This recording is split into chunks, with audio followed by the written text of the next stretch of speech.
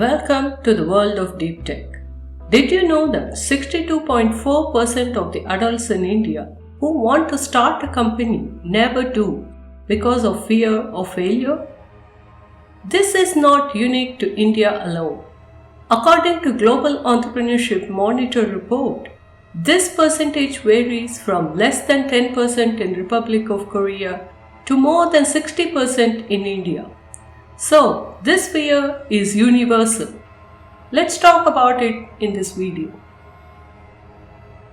If we dig a little deeper into this fear, we find that it can be categorized into fear of loss and fear of uncertainty and change. When thinking about starting a business, the first thing we think about is the opportunity cost and loss of financial security or safety net that we will have to endure. Also, many of us attach a significant portion of our self-identity or worth to the job and titles we hold. We associate jumping onto the entrepreneurial train with the loss of this self-worth. We are afraid of having nothing to show for the time and effort we spend on the startup if we fail. We are afraid of being wrong. In addition, we fear the lack of certainty and not knowing what to do or where to go. In many cultures, failing at anything leads to loss of face, and we are afraid of being ridiculed by our friends and family and being ostracized from our old social networks. We are also afraid of letting down the people we love if things go wrong.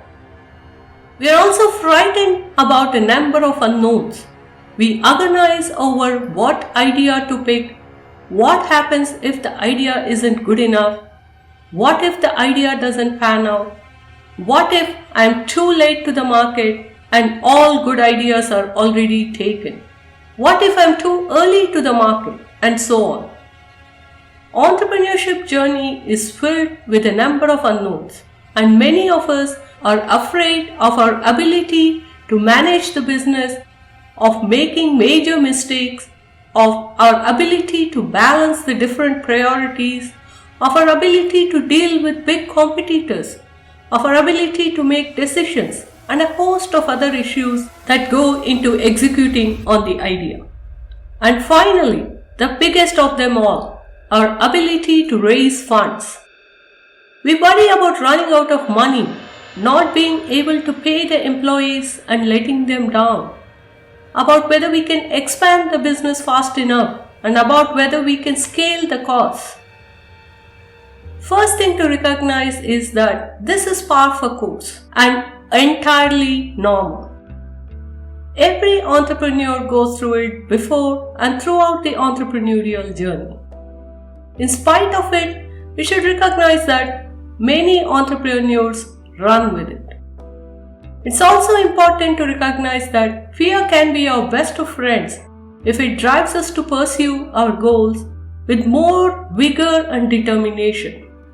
In general, fear of loss can be a positive driver by making us work harder and with more focus. If it becomes a barrier to ambition, then it is our worst of enemy. Fear of the unknown can impact the ambitiousness of the idea by driving us to either pick too easy an idea or an idea so hard that we know in our heart that there is a snowflake's chance in hell of it ever succeeding. Fear of execution can lead to indecision, which in the fast-paced world of entrepreneurship can be detrimental. Fear of our ability to raise funds can lead us to make poor spending decisions, like not hiring a great team or not investing on the resources required for them to execute. And there are a number of things we can do to overcome these fears and prepare ourselves.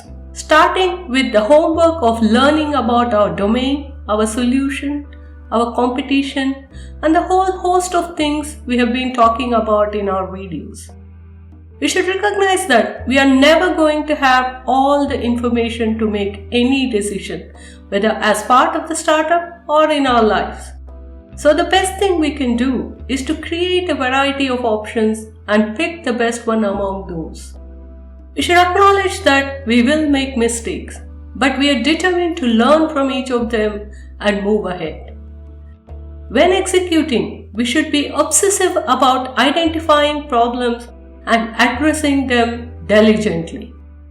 Where possible, instead of tackling big challenges at one go, we should take incremental steps that we are comfortable with. When we are contemplating starting a venture, we imagine a certain risk-reward profile. If we succeed, we expect something like this, and we have a certain implicit probability of success assigned to it. Similarly, we have a certain probability assigned to failure for each level of risk we take. Because of the negative range of the reward related to failure in our mind, we are afraid of taking the first step. But if we recognize that failing means that we are learning, then the overall reward looks a lot more positive. In fact, we can learn a lot more from our failed ventures than our successes because we tend to naturally scrutinize them more. This is the logical part of the solution.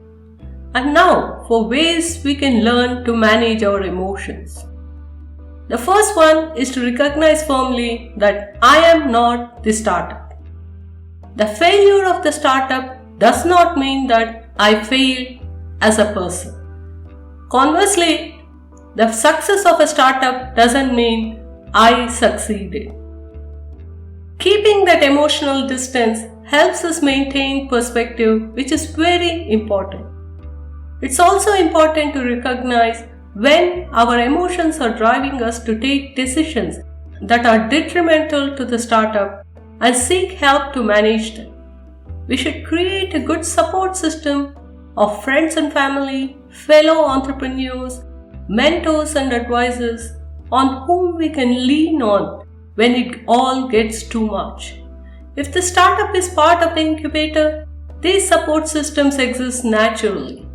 As the startup moves out of the incubator, we have to make an effort to build and maintain them ourselves. With these strategies, we can turn the scary ghost of our fear into friendly ones who can help us venture out and succeed with determination and vigor. This brings us to the end of 2020. Here is wishing you a happy holiday season and an enterprising 2021. Before you go, don't forget to like this video and subscribe to this channel. Thank you.